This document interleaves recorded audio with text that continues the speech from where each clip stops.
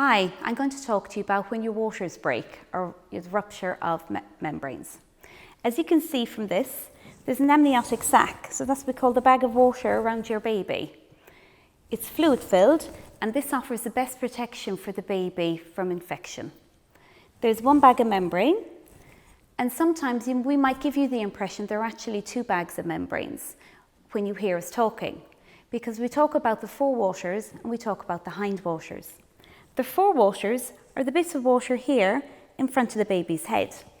The hindwaters are the bit of water around the baby at the back, so behind the baby's head. When your hindwaters go, the hindwaters are the bit of the bag around the back of the baby can spring a little leak.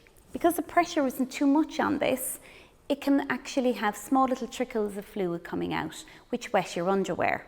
Sometimes this is really confusing and you won't actually know whether your waters are gone or not, and you might wonder if you're actually wetting yourself.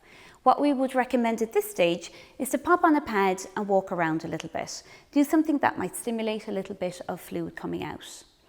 If you're still worried and your pad has become wet, then you need to contact the labour ward. The midwife on the labour ward will tell you to come in and they'll be able to assess and help you decide whether your waters have broken at that stage. The forewaters is a little bit more self-explanatory. Because you have the pressure of the baby's head coming down onto the waters, when they tend to break, they tend to go in a big gush.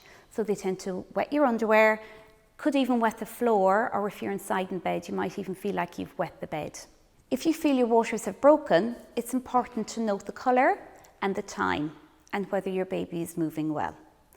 The colours can be different. Sometimes it's clear, sometimes it's pink, sometimes it's brown and sometimes it's green. Pink and clear are absolutely fine. There's no need to worry about those.